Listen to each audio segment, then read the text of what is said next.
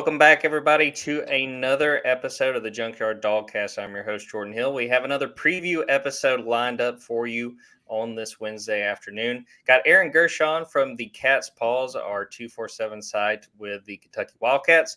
Getting ready to preview what makes for a very interesting game on Saturday night in Sanford Stadium. 7 p.m. Eastern Time kickoff, number 1 Georgia, number 20 Kentucky. Probably will have a lot to say in who winds up representing the East in Atlanta by the time we get to December. Aaron, how is this week going for you as you get ready? We were talking before we started recording. You getting ready for your first trip to Athens. Yeah. But what has the week been like for you so far?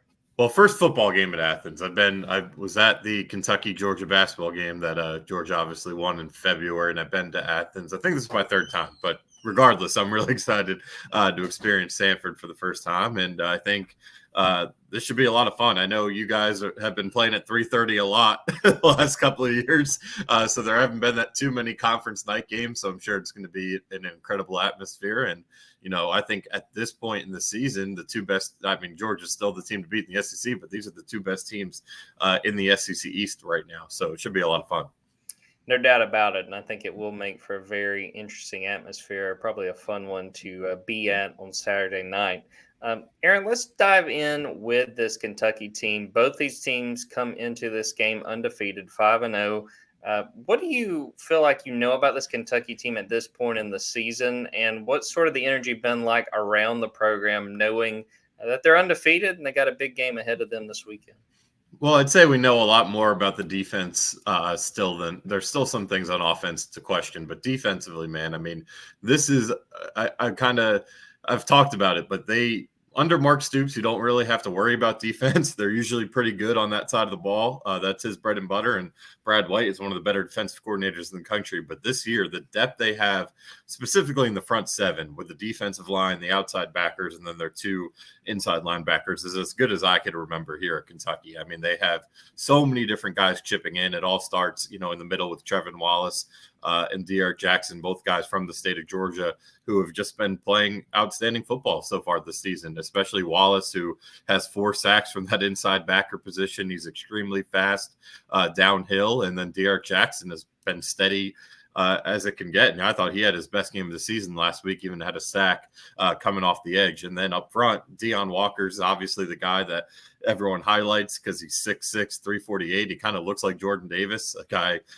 pretty well known to you guys down there in Athens. And he's gotten some comparisons to him just from NFL guys. And I laugh because they had a play last week against Florida where they dropped Walker back into coverage and he lays out the tight end. They tip the ball into the air and they pick it off. That was just ridiculous. But they have a lot of guys on the defensive front that are making an impact. Obviously Walker, guys like Darian Henry-Young, J.J. Weaver. So it's been very, very good play on that defensive front. I think they're the number 1 rushing defense in the SEC. First time in school history they haven't allowed 100 rushing yards 5 games into a season. So defensively, they're going to be pretty stout, and they've been better than expected in the secondary, which is another thing you can't really doubt with Mark Stoops because he is a defensive backs coach by trade, going back to his time with Miami and some other stops. So Maxwell Harrison has 3 interceptions at corner. Andrew Phillips has been solid. So they've been prone to allowing some catches, but they've mostly kept it in front of them. And then on the offensive side of the ball, the offensive line played outstanding last week, and they've been better all year. Last year when we were having this conversation going into the game in Lexington, I was telling you how bad the offensive line was, and they ended up giving up 47 sacks, which was the most among most in the SEC, 5th most in the country. This year they've allowed 4, which is tied with Georgia for the least. So they've been a lot better in pass protection and the run blocking. They were struggling a little bit with movement going into that Florida game, and there were some questions about how they would handle Florida's defensive line, given Florida, like Kentucky, going into that game, I think they were the second best run defense behind UK, and the offensive line just dominated. So I think they were going to open the bag a little bit offensively last week. And then they just said, all right, Ray Davis is running over people. We're just going to run the ball. That's why Devin Leary only threw the ball 19 times. And in the passing game, they've had good moments and they've had bad moments like last week. It's kind of been up and down. So that's probably the biggest question mark with this team. But overall, they're 5-0 for a reason. I know Georgia's kind of heard the same thing with the strength of schedule, and there's no doubt Kentucky hasn't played the best schedule in America so far, but I think they've done things that'll translate against good opponents. It's very simple sometimes when it comes to, like you said, that Florida matchup. If Ray Davis just running over people, you should probably keep Just feeding give the ball. him. Exactly. I mean, I really do think they were going to be pretty balanced, and they wanted to get their passing game. They had a good day passing for the most part against Vanderbilt the week before, and I think they wanted to just keep balancing it. But literally the first play of the game, Ray Davis runs over somebody. Then I don't know how many combined yards he had on his first 3 runs. I know it was over 60, and it was just like, okay, we're going to run the damn ball all day, and that's what they did. I want to ask you about this offense and getting Liam Coen back, because when you mentioned we had this conversation last year, I mean, Aaron, you already told me like, yeah, they're going to get rid of their offensive coordinator. Like, it was clear by that point it was not working. They bring Liam Coen back after that 1 year stint with the Rams. How do you feel like his return has been, and has anything surprised you with how they've attacked offensively so far this year? It's been huge. I think, first off, just from a mental standpoint for some of these offensive players, I think he's just a better fit. And it's nothing against Rich Scangarello, the person. I just think Rich is an NFL guy through and through. And Liam has NFL experience, but he also had that experience, at UMass where he played, and then at Maine, and, not the top-notch experience, but experience with college athletes, where Rich is just an NFL guy through and through. He brought up the NFL every press conference. It was like you could kind of tell he was trying to use this job to get back into the league. So I think, first of all, and Liam Coen recruited the offense. So, I mean, there are a lot like Dane Key, Marion Brown were all Liam Coen guys. So I think there was just a sense of calmness when he walked back in the door and like, okay, we got our guy back. So that's the first thing. And 2, they're just more creative with Liam Coen. I think the thing that with Rich Scangarello, I mean, you can't really blame him for the offensive line issues, but the thing you could blame him for last year was the predictability. I mean, I can't tell you how many times in the press box, home or away, where all of us in the media are like, here comes the wide receiver screen. And like, it was just a very predictable offense. And this year there's more balance to it. And even when they're going to run the ball, they can do inside zone, they can do outside zone, they move things around, they're multiple. So I think that's the biggest thing with Liam Coen. And I wouldn't say much has surprised me. It's similar to 2011 or 21, where they're very balanced and they'll kind of just go off what's working. The thing that is surprising, and I'm sure we'll get to him, is Ray Davis. Going into the year, obviously he was one of 4 rushers in the SEC to go over 1,000, and he gashed Kentucky as a Commodore. But the thought was kind of like they were going to platoon their backs a little bit, mix things up, and Ray Davis just came in and he established himself as the top dog, and they've been running the ball maybe even more than we thought they would going into the year, because it was kind of the strength of this offense was, at least on paper, the receivers that were coming back, and then Devin Leary being, a guy who did a lot of good things at NC State throwing the ball. So the thought was they were going to be pass heavy and then mixed in the run and use all their running backs. And that's not a knock on the other running backs they have, but Ray Davis has been so good. He's just become the guy in the backfield that they give it to on all 3 downs. And, I'd have to look at the numbers to see what they are between run and pass. They've been pretty balanced until last week. But the fact that they have become just a one-back show was not something any of us were kind of anticipating going into the year. Well, let's talk a little bit about Ray Davis. What you've seen, Aaron, stands out to you about him, and what's allowed him to play as well as he had? Obviously had a big game last week against Florida. Yeah. What is Ray Davis's strengths when it comes to when he's got the ball? I think the first thing is vision. I mean, he kind of sees holes that form that maybe from the all-22 view we all get upstairs you don't see necessarily, and he hits those holes. He sees it really. He's a quick processor, and he does a really good job at finding those holes, and he's strong. I mean, he's not necessarily a burner, but I want to say it was like 189 of his 280 yards came after contact last week. Something around that. So he's a guy that will, once he makes a guy miss or he's able to shed off somebody, he's going to keep going. He's not going to go down that first contact. And that's kind of similar to what Kentucky's had the last 6 years between Benny Snell and Chris Rodriguez, guys that just don't go down on first contact. So he's exceeded all expectations. I mean, he has 11 total touchdowns, and that's the other thing with him. I'm not sure how much Vandy used him in the passing game. I know it was only like 150 receiving yards. This year, Kentucky is using him in the receiving game. And yeah, some of those are checkdowns. I mean, he had a 58-yard receiving touchdown on a broken play that Devin Leary was basically on the ground. He's able to spit it out to him, and Davis is able to cut it upfield for a 58-yard touchdown against Akron. But they also threw to him deep on a wheel route earlier in the year and scored a touchdown that way. He's a guy that's making an impact in the receiving game. And then last week they throw a screen pass to him and he's able to move guys. He got hit at the 5-yard line and he was basically just pushing guys on his back till he got some help from the offensive lineman to push him into the end zone. So he's just been more dynamic. He's been, again, just more sturdy. I did not expect him to be the 25 carry guy, just given some of the depth Kentucky had at running back. But he's done it all for this offense. He's been everything and more that they could have asked for. I mean, he's averaging almost 8 yards a carry. It's insane what he's done so far.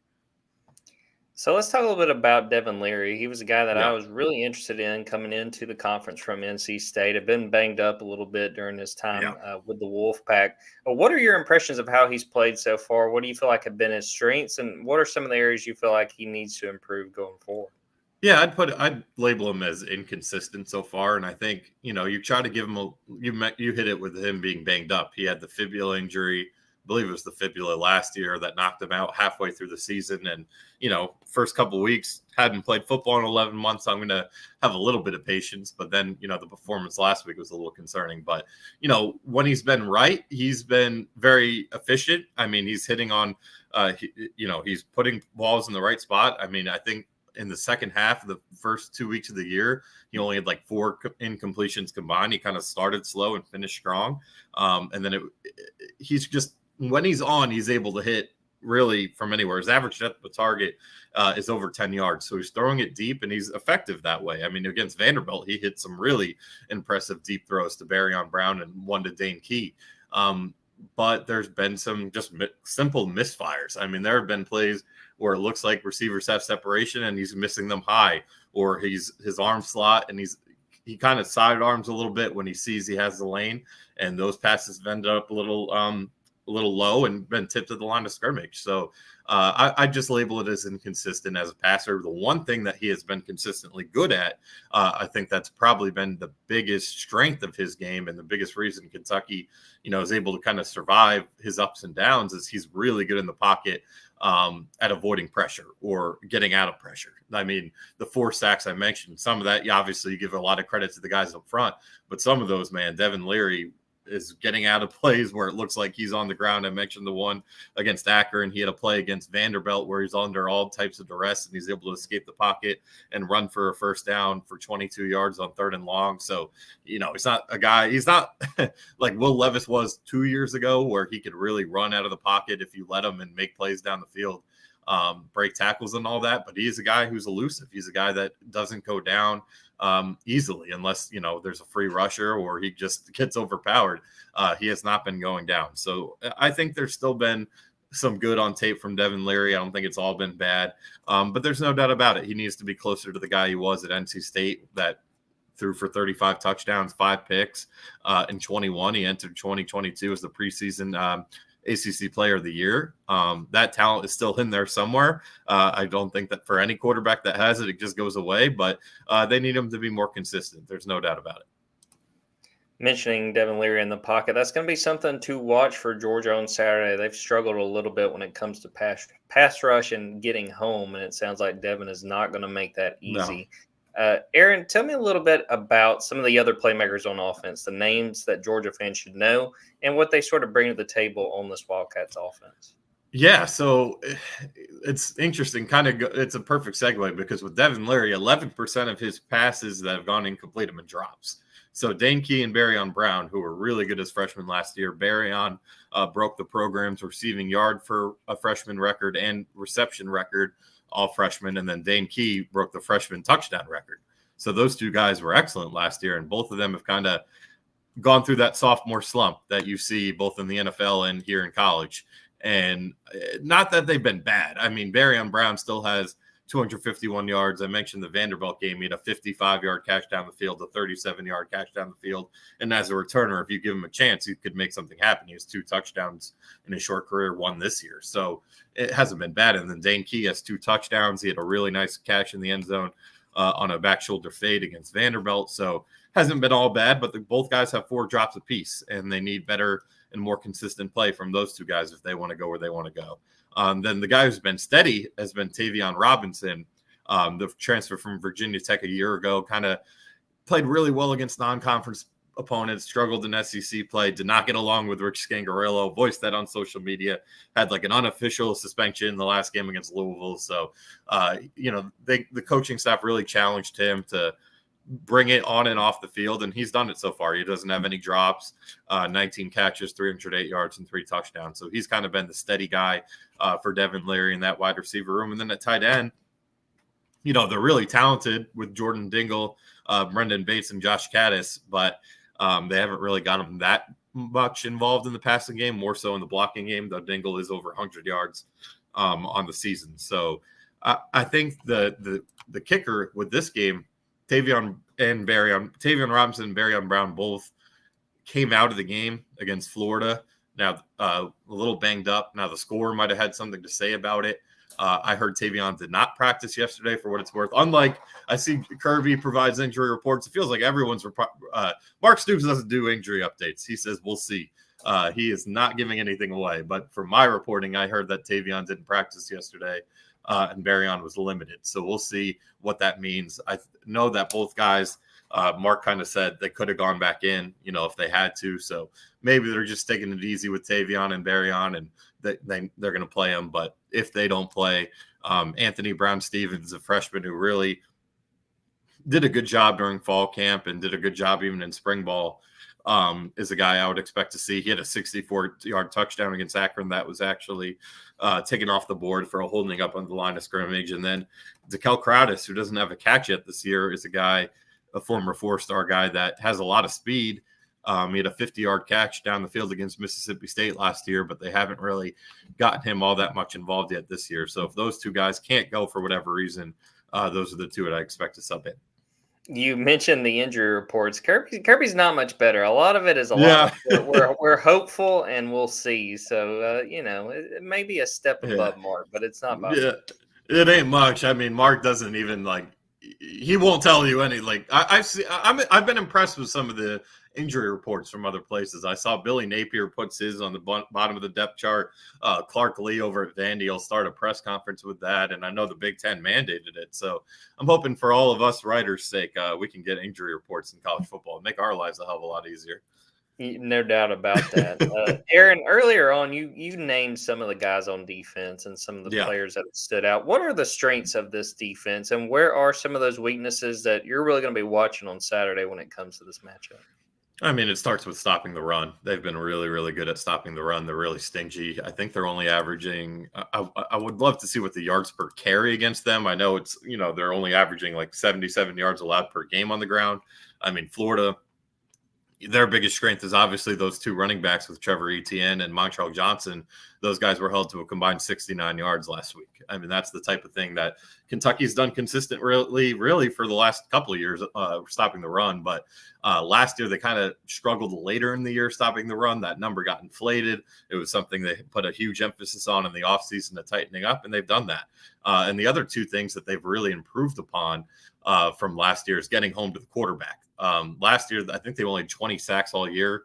I don't know where that ranked in the SEC. I think it was last, but if not, it was close to it. They have 14 already this year. So that number is going to be well above what they finished at last year. And that's Trevin Wallace has 4, Deion Walker, who I mentioned, with 2.5, and then a bunch of other guys with 1.5, or JJ Weaver has 2, Darian Henry Young. So there are a lot of different guys chipping into that.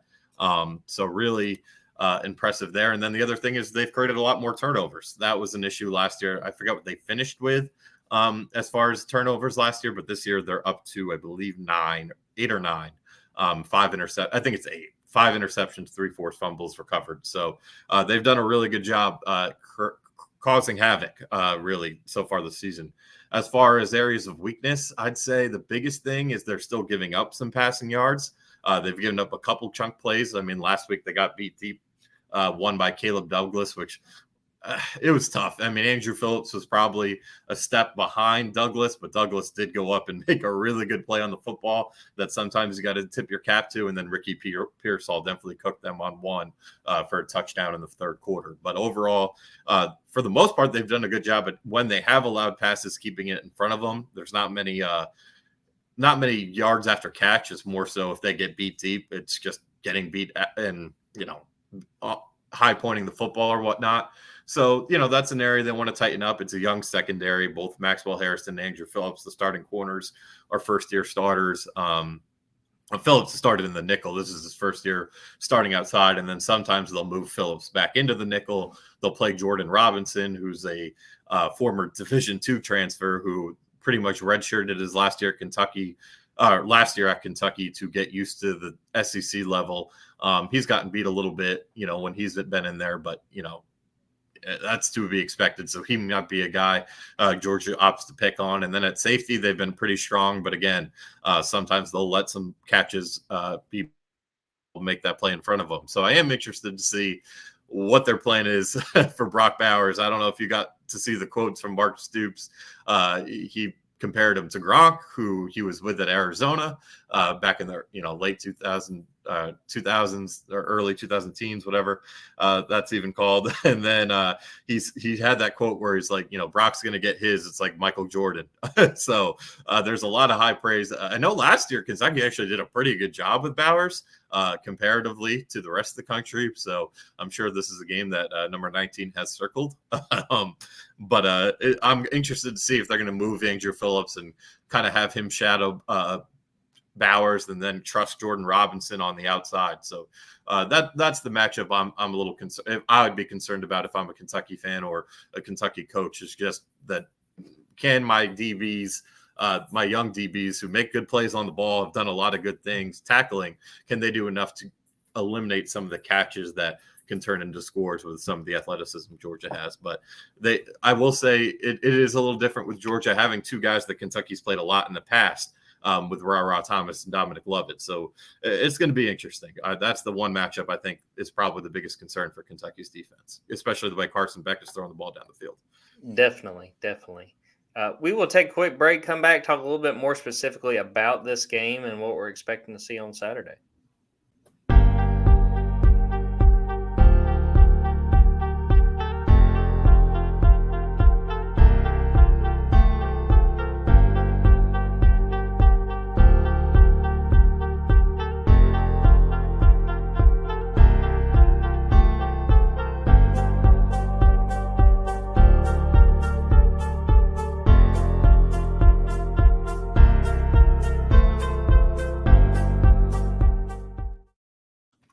Welcome back, everybody. Well, Aaron, you mentioned some of the conversations so far this week, but what have the other conversations been from Mark Stoops, from the players about this matchup and just sort of their mindsets as they get ready for this game in Athens?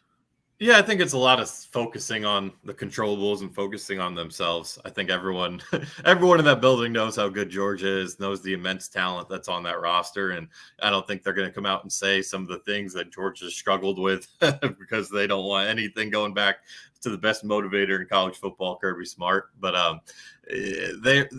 I would label as a quiet confidence. I think they're really happy with what they're building this year, especially after last year where there were issues for the first time in a while here in the locker room with chemistry, with, motivation.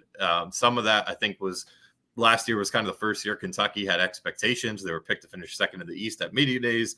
They got a little high-headed about it. So I think this year's all kind of been about getting back to the Kentucky that, has been the top challenger in the SEC East a couple times for Georgia, 2021, 2018.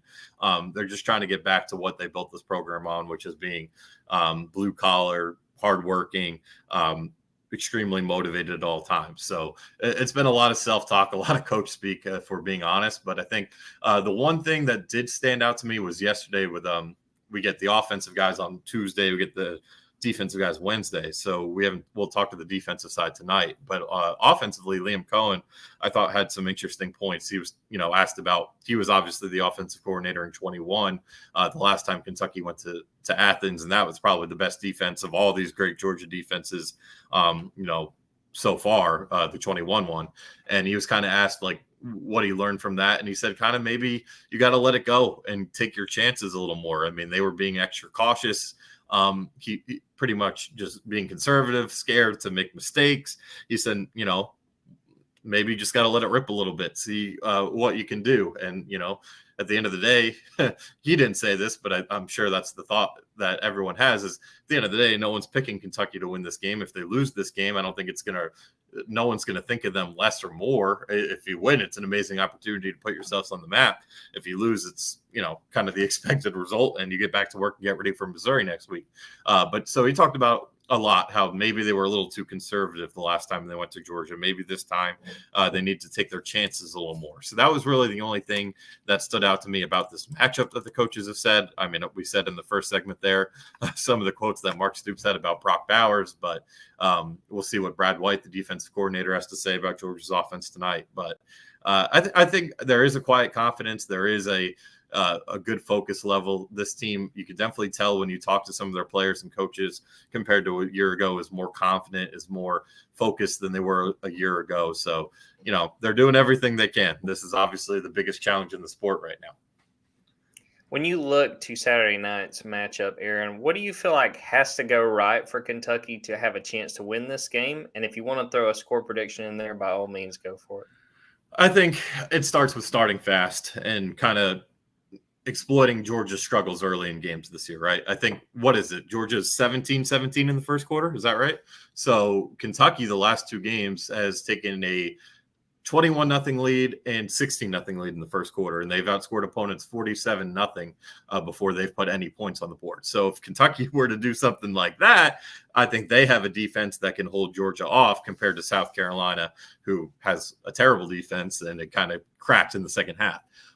So that's the one easy way to do it. I think that's way easier said than done, especially because, like we were talking about, it's going to be a night crowd out there. It's going to be a really tough atmosphere. So a fast start is the first way. And two, you got to make this game low scoring. This can't be Kentucky has scored points, obviously, this season, but you look at their 45-point output against Vanderbilt. They had 2 defensive touchdowns in there. You look at their 44-point output against Ball State. They had a special teams touchdown and a defensive touchdown in there. So, their offense is scoring about 30 points a game at best. Georgia's offense, obviously they were held to 27 and 24, right, in SEC play so far. But I still think they have the ability to put points on the board. Obviously, I think the way that Carson Beck is stretching the field is something that Kentucky hasn't dealt with yet this season. So I think the key is to either have a game like you had last year where it's really low scoring and Kentucky's offense is good enough this year to put enough points on the board to compete, or getting off to that fast start and bearing them. So I'm not going to predict the Kentucky win. I think it's going to be, I think they cover the spread type thing. I think like a 27-17 type score is probably where I'm looking at this point. But I do think this has the potential, it has the potential to kind of be like the games Georgia's had so far this season, where it's really tight in that first half, maybe even into the third quarter. And you've got a game that can be really interesting going into the fourth. But I will say, I do think this is the best team, obviously Kentucky's played, but I think this is by far the best team Georgia has played yet this season. So will this be the day that Georgia breaks out? It very well could. They could break out and beat anyone by a lot. But I do think this, just looking at what Auburn and South Carolina, credit to how they played Georgia, but just looking at the whole picture, looking at those rosters and watching some of their games, I do think this is Georgia's biggest challenge yet as well. So I am interested to see how they come out. Definitely. And one thing you hit on, very interested in what time of possession looks like. It seems like in some of those games, really that South Carolina game, just didn't feel like Georgia had a lot of drives in that first half. And right. Mark Stoops has been very good at milking the clock, working that clock, using it against Georgia in these past few games. Yeah, that is interesting. And I think the new clock rules kind of took Stoops and the staff aback the first couple of weeks, because I don't know what it was exactly, but they lost the time of possession battle by a lot to Ball State. And part of that was because they scored really quick on offense. And then, like I said, they had the defensive touchdown, they had the special teams touchdown.